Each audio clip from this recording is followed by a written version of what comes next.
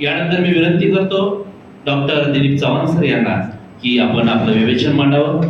दत्ता भगत यांच्या नाटकातील सामाजिक तणाव या विषयावर आदरणीय डॉक्टर दिलीप चव्हाण सर. अगदी कमी वेळात बोलण्याचा मी प्रयत्न करेन. हा संपूर्ण कार्यक्रम थोडासा उत्सवी व्हावा असा प्रयत्न होता. त्यात हे फिट बसणारं सत्र नाही आहे. थोडं कंटाळवाणं नाटकावरचे हे निबंध सदृश्य काही बाबी आहेत त्या मांडल्या जात आहेत. मला कंटाळा येऊ शकतो, पण आता ते नाटक आहे आणि हा कार्यक्रम अंशतः अकादमिक पण व्हावा, समजून पण घ्यावं लागेल, म्हणून हे सत्र आहे. मी तणाव या संकल्पनेला घेऊन मुख्यतः मांडणी करेन. नाटकाच्या मुळाशी आणि आपल्या सर्व अभिव्यक्तीच्या मुळाशी तणाव असतो. नाटकाच्या बाबतीत ते श्रेय ऍक्शनला दिलं जातं. ऍक्शनला मराठीमध्ये आपण काय म्हणू शकतो? क्रिया. पण क्रिया हे बाह्य प्रकटीकरण आहे, एक दृश्य आहे, बाबची रंगमंचावरती सादर केली जाते. त्या क्रियेच्या मागे एक तणाव आहे. कोणत्याही नाटकामध्ये, पारंपरिक असो अथवा राजकीय असो, सामाजिक नाटक, त्याच्यामध्ये तणाव आहे. तणावाचा टक्का आणि स्वरूप कसं आहे यावर मग त्या सगळ्या नाटकाचं स्वरूप ठरतं. या तणावाची चर्चा झाली समीक्षेमध्ये. सुरुवातीला कवितेच्या संदर्भात झाली. एक अमेरिकन कवी समीक्षक होते, त्यांनी टेन्शन इन पोएट्री नावाचा एक निबंध लिहिला आणि त्यांनी तो टेन्शन शब्द जो आहे तो एक्सटेन्शन, इंटेन्शन अशा संकल्पनांमधनं त्याला वेगळं केलं आणि सांगितलं की कवितेच्या मुळाशी काय तणाव आहे. कवितेला आपण संहिता मानतो आणि मानायचे जास्त आधी सुरुवातीला की ते संहिताच आहे मुळात. आणि मग संहितेचं वाचन कसं करायचं, तर मग त्याचं पृष्ठस्तरीय वाचन राहील. शब्द काय आहेत, त्याचं बाह्यरूप काय आहे, त्याचा शब्दार्थ काय, आणि मग एक आंतरिक असं खोलवरचं वाचन राहील ज्याच्यामध्ये आपण प्रतीकांच्या पातळीवर जातो. सूचक काय आहे, त्या कवितेमध्ये काय सूचन केलेलं आहे ते बघतो. अशी एक चर्चा जुन्या काळात झाली, 100 वर्ष होती. तिथनं समीक्षा पण नंतर बदलली आणि जेव्हा आपण चर्चा दलित नाटकाची करतो किंवा इतर कुठल्या पण 60 जगभरातल्या वेगवेगळ्या प्रवाहांमध्ये आलेल्या नव्या साहित्य प्रकारांची करतो, तेव्हा तो केवळ तणाव राहत नाही, तो खाजगी तणाव राहत नाही, व्यक्तिगत जीवनातला तणाव राहत नाही. आता साहित्य तसं तुम्ही वाचत पण नाही, कोणी वाचत असतील तर ते बरंच कालबाह्य वाटेल. हा तणाव जो आहे हा इसेन्शियली सामाजिक आहे. तो राजकीय पण असेल वगैरे इतर पण असेल, पण त्याला आपण ढोबळ मानाने असं म्हणूयात की सामाजिक तणावाकडे लक्ष अलीकडे वेधलं जातं. तो जर खाजगी असेल आणि त्यात जर सामाजिकता नसेल तर काय गफलती होतात याची चर्चा बीज भाषणात झाली. आता सरांनी थोडस निर्देश केला तर भगत सरांच्या एकांकिकांचा हा संग्रह आहे. हा एवढं एकांकिका, आणि याला तेंडुलकरांची प्रस्तावना आहे आणि ती बरीचशी नकारात्मक आहे. प्रस्तावना वाटतं ते की भगत सरांचा काही पुढे पुढे त्यांनी तरी अर्थाने सांगितलं की महत्वाचे नाटककार आहे, पण एकूण भूमिकेमध्ये बऱ्याच तेंडुलकरांच्या पण काही धारणा आल्या, लोणारकरांनी सांगितलं. आणि भगत सरांना घेऊन पण त्यांनी काही लिहिलं, दत्ता भगतांना घेऊन. त्यात एक मुद्दा असा आहे की प्रेक्षकाला जे हवं आहे ते देण्याची व्यावसायिक नाटककाराकडे लागते ती तयारी भगत यांच्याकडे नाही. भगत यांची नाटकं पुणे मुंबईमध्ये सादर झाली, पण ते अनुषंगिक आणि काही प्रायोगिक आणि काही अपवादात्मक हौशी अगदीच काही अशा कुठल्या प्रसंगाने झाली, अन्यथा नाही. तेंडुलकरांचं तसं नव्हतं. तेंडुलकरांना आपण काही पारंपरिक नाटककारांच्या यादीमध्ये ठेवत नाही, तरी पण ते एक अत्यंत लोकप्रिय नाटककार म्हणून ते पुढे आले. पण तेंडुलकरांच्या मर्यादा काय होत्या? एक नाटककार म्हणून, एक साहित्यिक म्हणून, समीक्षक म्हणून, हे जसं आपल्याला नामदेवच्या कवितेला लिहिलेल्या प्रस्तावनेमध्ये दिसतं की त्यांना हे जग अनभिज्ञ होतं. या प्रस्तावनेमध्ये पण काही दिसतं. तेंडुलकरांच्या नाटकांच्या मर्यादांची एक चर्चा राम बागठांनी केली. अतुल पेठेंनी तेंडुलकर आणि हिंसा नावाचं एक माहितीपट तयार केलेला आहे. आणि त्यात बापटांनी तेंडुलकरांच्या हिंसेच्या मर्यादा सांगितल्या. त्या थोडंसं मी यासाठी सांगेल, थोडं विषयांतर वाटू शकतं. कारण नाटकामध्ये ज्याला आपण ऍक्शन म्हणतो त्याच्यामध्ये एक हिंसा असते, ती हिंसाच आहे. बऱ्याच वेळा ते अभिनयात नाही येणार, संवादामधून येणार किंवा प्रत्यक्ष येणार. तेंडुलकरांच्या नाटकामध्ये ती प्रत्यक्ष आहे. भगतांच्या नाटकामध्ये काही वेळा ती प्रत्यक्ष आहे, पण मग ती सामाजिक असल्यामुळे ती प्रत्यक्ष दाखवण्याकडे त्यांचा कल नाहीये. मला काहीतरी करायचं आहे, मारायचं, ते प्रत्यक्ष मारणं हे त्यांच्या मध्ये महत्वाचं बनत नाही, पण त्या मारण्यामागची किंवा तशी एक प्रकारची इच्छा बाळगण्यामागची जी काही कारणमीमांसा आवश्यक आहे ती भगतांना महत्वाची वाटते. आणि म्हणून मग ते तेंडुलकर म्हणतात तसे काही ते व्यावसायिक दृष्ट्या खूप यशस्वी वगैरे असे नाटककार नाही आहेत. कारण नाटक पाहणाऱ्यांना जे हवं आहे ते तेंडुलकर देतात, ते भगत देतात. ते तेंडुलकर पण अप्रत्यक्षपणे सांगतात, पण ते बापटांनी खूप अग्रेसिव्हली सांगितलं तिथे. त्यांनी सांगितलं की एकतर तेंडुलकर हे हिंसेचं उदात्तीकरण करतात. सखाराम बाइंडर पाहताना ते प्रेक्षकाला कुठल्या प्रकारचा आनंद मिळत असेल, पण ते हिंसा बघणे ही एक माणसाची जर काही गरज असेल ॲट ऑल, तर ती तेंडुलकरांची नाटकं पूर्ण करतात का, हा एक भाग आहे. घाशीराम कोतवाल मध्ये सुद्धा एक विशिष्ट अशा प्रकारचं खूप स्पेक्टॅक्युलर असा शो सगळा करणे, त्या सगळ्या याचा कालखंडाचा, याच्यामधनं ते प्रेक्षणीय नाटक केलं जातं. तसं भगतांची नाटकं होऊ शकत नाही. बापटांनी दुसरी टीका अशी केली की राजकीय सामाजिक कारणांकडे तेंडुलकर दुर्लक्ष करतात. आता हे जरा जास्त महत्वाचं आणि थोडंसं नोंद घेण्यासारखी बाब आहे की सामाजिक तणाव किंवा अगदी व्यक्तिगत म्हटला तरी तो जो तणाव असतो त्याच्या मुळाशी असलेली जी कारणं आहेत ती व्यक्तिगत नसतात, तर ती सामाजिक आहे, ती स्ट्रक्चरल आहे, ती संरचनात्मक आहे. आणि ती वगळून जर तुम्ही ती ज्या व्यक्तिरेखा आहेत त्यामध्ये जे पात्र आहेत त्यांच्यामधला जर तो तणाव दाखवत असाल व्यक्तिगत पातळीवरचा, तर ते वास्तवदर्शी नाटक होऊ शकत नाही. तेंडुलकरांची ती एक मर्यादा राहते असं बापट म्हणतात. तिसरा जो भाग आहे तो अशा प्रकारच्या मांडणीतून पर्याय येत नाही. आता मी थोडंसं वाचणार होतो, पण आता 15 मिनिटांमधले मी 12च घेतले. मी माझे 3 मिनिटं घेतले. मी 12 मी 2-3 एकांकिकांचा शेवटचे 3-3 वाक्य पण वाचणार होतो, पण मी ते टाळले. सरांनी त्याचं खूप चांगलं जपानीज चित्रपट दिग्दर्शकासोबत तुलना करून तो मुद्दा स्पष्ट केला.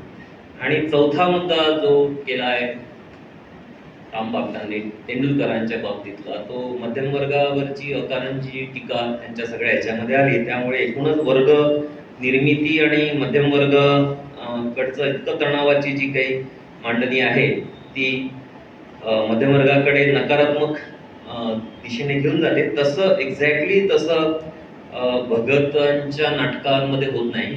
त्यांच्या नाटकामध्ये मध्यमवर्गीय पात्र आहेत. हे मी एकांकिकेविषयी बोलणार आहे. एकांकिकांमध्ये पण आहेत. खरं तर एकांकिका किती कमी अवकाश उपलब्ध करून देते नाटककाराला. एकतर ती कुठल्या तरी कारणाने लिहिली जाते, शालेय महाविद्यालयीन किंवा कुठल्या तरी वेळ प्रसंगी ती कुठली तरी गरज पूर्तीसाठी लिहून दिली जाते. त्याच्याकडे बघण्याचा आपलाही समीक्षकांचा दृष्टिकोन हा दुय्यम असा राहतो. नावात सुद्धा ते स्त्रीलिंगी करून टाकलंय. मी विचार करतो की अंक हा पुरुष वाचक शब्द आहे. अंक, त्याला एकांक म्हणता आलं असतं, पण ती छोटी आहे तर एकांकिका.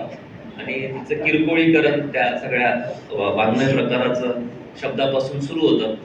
पण भगतांची एकांकिका वाचताना आणि बघताना एक गोष्ट जाणवते की हा जरी सूक्ष्म छोटा असा अवकाश, अवघ्या 30-35 मिनिटांचा अवकाश नाटककाराला एकांकिका देते, पण त्यांनी हाताळलेले विषय जे आहेत आणि त्याची जी खोली आहे, त्याची जी काही व्याप्ती आहे, ती एक विसंवाद त्याच्यामध्ये तयार होईल की एकांकिका तुम्हाला काय देते आणि नाटककार त्याच्यामधनं किती मोठं काही सांगू पाहतो. ते तेंडुलकर म्हणतात ते खरंच आहे की त्यांना भरपूर काही सांगायचं आहे आणि एकांकिका तेवढा अवकाश देत नाही. आणि मग तिथे एक तारांबळ, एक कसरत ही नाटककाराची सुरू होते आणि ती किती जीवघेणी दमछाक करणारी असू शकते हे दत्ता भगत यांचे एकांकिका वाचताना लक्षात येतं. वाटापळवाटा थोडा तरी एक मोठा अवकाश 2-2 तासांचा देतं. तेवढाच विषय ते एकांकिकेमध्ये हाताळतात. अर्थात हे जहाज फुटलाय. एक सामाजिक तणावाचा हा मुद्दा आहे की सामाजिक तणावाचे जे स्रोत आहेत ते स्रोतच मुळात समाजामध्ये असणाऱ्या संधींची असमानता, साधनांची असमानता, संसाधनांची असमानता हे हे त्या तणावाचं मुख्य आहे. आणि तो तणाव केवळ आर्थिक संसाधनांचा बनत नाही, तो सामाजिक संसाधनांचा बनतो. म्हणून हे जहाज फुटलं आहे म्हणून एक एकांकिका आहे जी आपल्याला एका अर्थाने त्या वेटिंग फॉर गोडोची नेहमी आठवण करून देते की त्याच्यामध्ये बरेच पात्रकांना नावं वगैरे मध्ये काय महत्व आपण देत नाही, ते काय बोलतात ते लवकर कळत नाही, ते ॲबस्ट्रॅक्शन कडे जातं. पण त्याने पण एक मोठी, त्या नाटकाने पण एक मोठं योगदान दिलं. ते जरी आपण मान्य केलं तरी तशाच प्रकारची पात्र योजना या जहाज फुटलाय मध्ये येतं. पात्र आहेत, 5 पात्र आहेत. पण भारतीय संदर्भामध्ये आपण असं अकारणचा वैश्विक काहीतरी करतो आहोत असं काही करता येत नाही नाटककाराला. म्हणजे ते ॲबस्ट्रॅक्शन कडे निघून जाईल. म्हणून हे जे 5 पात्र आहेत ना ते 5 जातींचे आहेत. एकाला जात नाही, चौघांना जाती आहेत, जाती स्पष्ट दिसतात आणि त्यातून तणाव जो आहे तो दिसतो. विशेषतः आपण आता जे अनुभवलं दिल्ली शहरामध्ये तरुण वर्गांमधला सगळी अस्वस्थता, तर ही काही केवळ जेनझी म्हणजे ती केवळ अलीकडचीच आहे ती भाषा आणि अलीकडचाच तो तणाव आहे वगैरे असं म्हटलं जातं, पण तसं ते नाही आहे. जेव्हापासनं समाजामध्ये विषमता असेल, वंचना असेल, तेव्हापासनं तो तणाव असणार आहे. कदाचित त्याची परिभाषा वेगळी असेल, अभिव्यक्तीचं स्वरूप वेगळं असेल, पण ते असं नाही की ते केवळ आत्ताच आहे वगैरे. हा जो तणाव आहे जहाज फुटलाय मध्ये त्या बेरोजगार बहुजातीय तरुणांचा आणि त्यांच्यामधला तो तणाव आणखी वाढवण्याचं काम करणारा एक व्यापारी पात्र आहे. तर हे इतक्या कमी अवकाशामध्ये मांडणं ही एक कसरत त्यांना करावी लागली. माझं एवढं नाटकांचं वाचन नाही, पण इतर नाटककार इतक्या यशस्वीपणे, इतक्या ताकदीने एवढा मोठा अवकाश म्हणजे कवेत घेतात का 20-25 मिनिटांच्या एकांकिकेमध्ये, बघावं लागेल. दुसरा एक भाग आहे सामाजिक तणावाच्या मुळाशी, तो भेदभावाचा आहे. हा जगभराचा अनुभव आहे. भेदभाव, कुठल्या ना कुठल्या प्रकारचा भेदभाव हा समाजामध्ये राहिला. भारतामध्ये त्याने जातीय रूप धारण केलं आणि म्हणून या नाटकामध्ये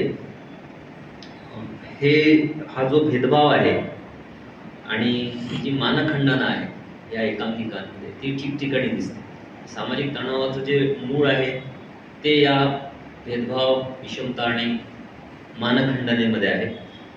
आणि त्याचे काही उदाहरणं म्हणजे आता याच्यामध्ये सर्वच नाटकं तशी आहेत, पण आपण एक घेऊ शकतो, ठिणगी म्हणून एक एकांकिका आहे.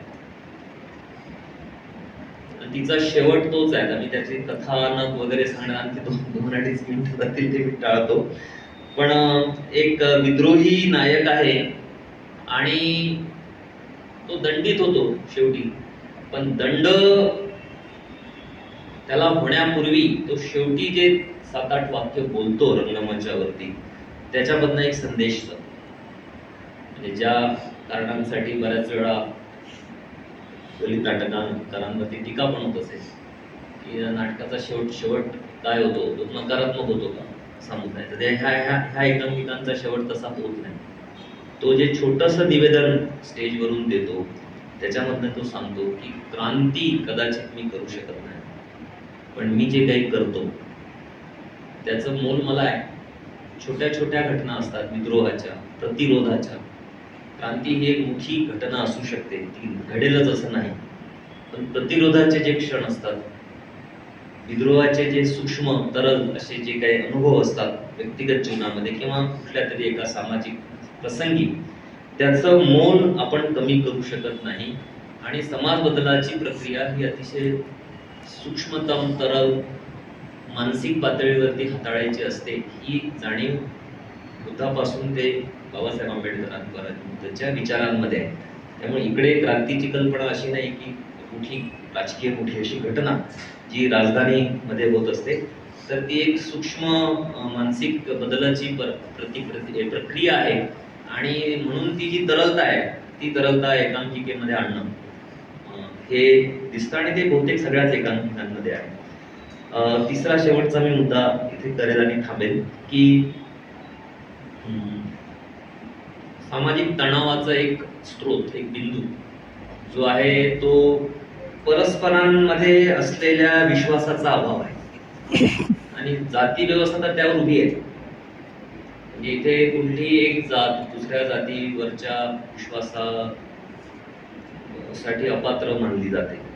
आता उपवर्गीकरणामुळे नांदेडमध्ये 2 मोठे महाकाय मोर्चे निघणार आहेत. त्यातला एक आत्ता सुरू झाला असेल, आता 1 वाजला 2 वाजले ना, मोठा महाकाय मोर्चा आहे तो आणि त्याला प्रतिक्रिया म्हणून दुसरा एक मोर्चा होणार आहे पुढच्या महिन्यामध्ये. 2 दलित जाती आहेत ज्या एकमेकांच्या विरोधामध्ये उभ्या राहतात, किंबहुना त्या उभ्या केल्या जातात. ज्याची एक चुणूक आपल्याला जहाज कुठलाय मध्ये येतं की एक व्यक्ती आहे कुणीतरी, नेमाड्यांनी काय केलं ते 100 आणि 99 रूपक उभं केलं.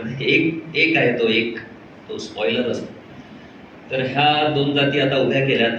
तर ह्या एकटी एकांकिकेमध्ये दलितांमधल्या आंतरिक तणाव हा किती विकोपाला जाऊ शकतो जीवनामध्ये, प्रत्यक्ष व्यवहारामध्ये, याचं चित्रण आहे. हे ज्याला उल्लेख झाला आत्मटीका. गेल ऑम्वेट म्हणायच्या की दलित चळवळीमध्ये सगळ्यात मोठी कोणती बाब आहे जी कदाचित इतर कुठल्या रॅडिकल चळवळीमध्ये नाही आहे, ती लोकशाहीची आहे. एकमेकांच्या विरोधामध्ये बोलणे, एकमेकांना काळं फासणे, एकमेकांशी न बोल कुठला व्यवहार न करणे, इतके मतभेद असणे. तुम्ही बघत असाल समाजामध्ये किती प्रकारचे अंडरकरंट्स आंबेडकरी चळवळीमध्ये आहेत आणि ते गेल म्हणतात की ते एक डेमोक्रेसी.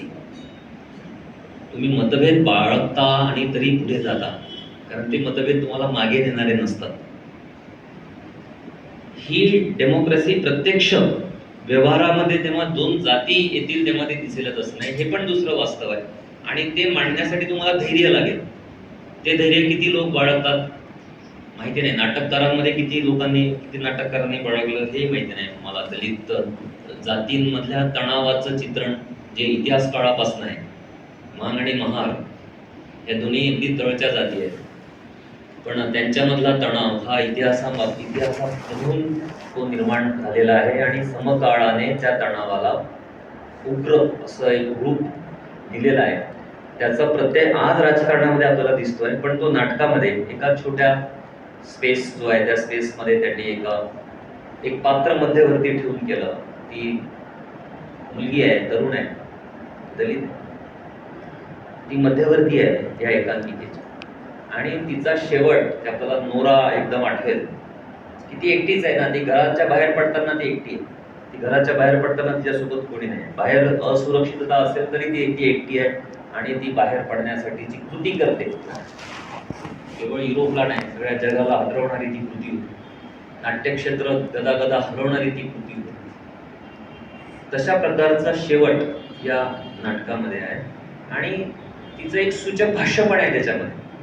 म्हणजे तो एक खूप संतुलन बघत हाताळतात नाटकामध्ये की ऍक्शन आणि मग त्यातले थॉट याच्यामध्ये तुम्हाला एक काहीतरी बॅलन्स साधावं लागेल नाटकामध्ये. ते खूप थॉटकडे झुकू नये, खूप ऍक्शनकडे झुकू नये.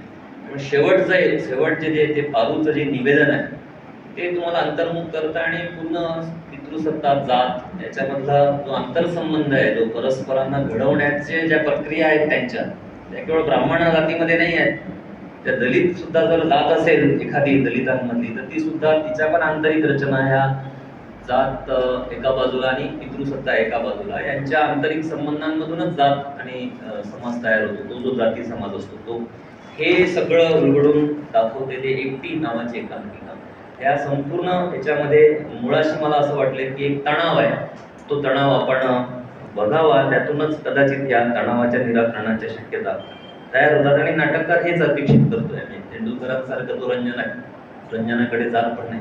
ह्या तणावाचं निराकरण कसं होईल, रिझोल्युशन कसं होईल, त्याला विकासने ते सोशलिस्ट रिअलिझम म्हणते. तुम्हाला नुसतं काही हे दाखवायचं नाही वास्तव, तर त्या वास्तवाच्या मुळाशी असलेल्या कॉन्ट्रडिक्शनचा पण एक निराश समाजामध्ये करता यायला पाहिजे. मला असं वाटतं की भगत यांची जी नाटकं आहेत त्या दिशेने जातात. विशेषतः एकांकिका पण ते मांडण्याचा मी थोडासा अल्प असा प्रयत्न केला. सगळ्यांचे आभार. धन्यवाद चव्हाण सर.